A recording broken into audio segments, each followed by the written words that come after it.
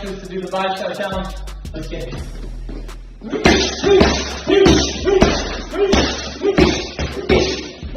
Get ready, fight fans, because it's about to get real under the lights of Times Square.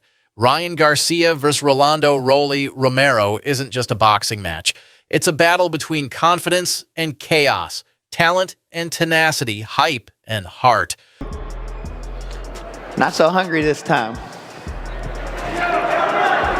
And then again, this is going to be your second marquee fight. You fought Gervonta Davis also in New York a few years ago. Now you're going to be fighting in Times Square.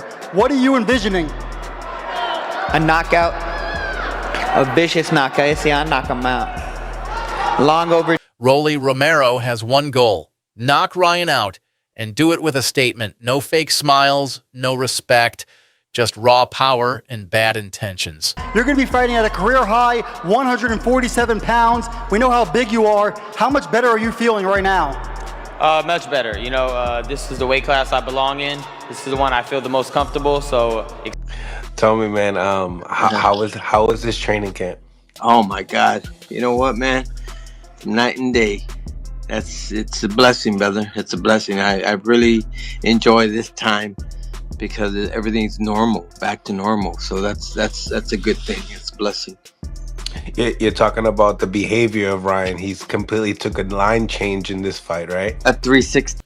He's called Ryan an Instagram fighter, soft under pressure, and claims this will be the fight that exposes him for good. But Ryan Garcia isn't the same man who went down against Gervonta Davis. I think more so just taking a break from everything. You know, I took a break from social media a lot, just not really posting too much, not really getting involved in that. You know, you could kind of get lost in trying to be entertaining on you know, the gram and trying to get clicks and trying to get reactions. So I think just taking a step back from that, getting back into reality, hanging out with my family, you kind of get a sense of reality. That loss lit a fire. Now he's stepping into a new weight class at 47 pounds, and he says this is where he truly belongs. Bigger, smarter, sharper. This isn't Ryan the influencer. This is Ryan the fighter. He got rocked with Ryan.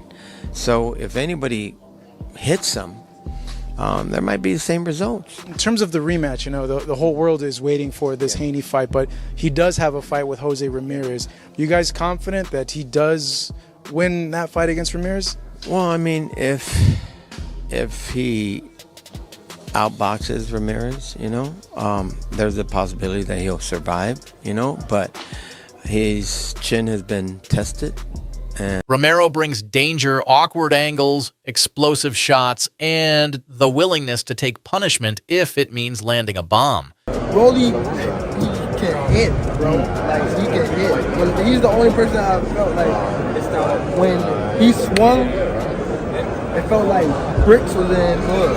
Is that the hardest one? Is that the hardest one you faced in your career? Is that the hardest one? Who else squad that Handles, cleans up Rolly? I do Think he wants to fight? Yeah, I think for both fighters obviously the common opponent right there. I think that both fighters, obviously Ryan just fought Tank. Yeah. I think he'll be better since fighting Tank. Yeah. And then the same thing with Rolly. I think Rolly became better from fighting Tank. I think that they knew certain mistakes that they made. I think they believed in their game plan. Got us all to believe in their game plan. I think they came to this fight with. But that recklessness? It's a double-edged sword. Against a precise puncher like Garcia, it could get him clipped. Experts across the sport are split, but many lean toward Garcia. You know, I think Ryan's gonna catch him with that left hook, and it's gonna be night-night. I think Ryan has changed, definitely. I think his character has definitely changed. You know, with the way he's displaying it now, a lot more calmer, very respectful. You know, look like a real businessman now. You know, he's not all loud and crazy like he was. He's kind of calmed it and tamed it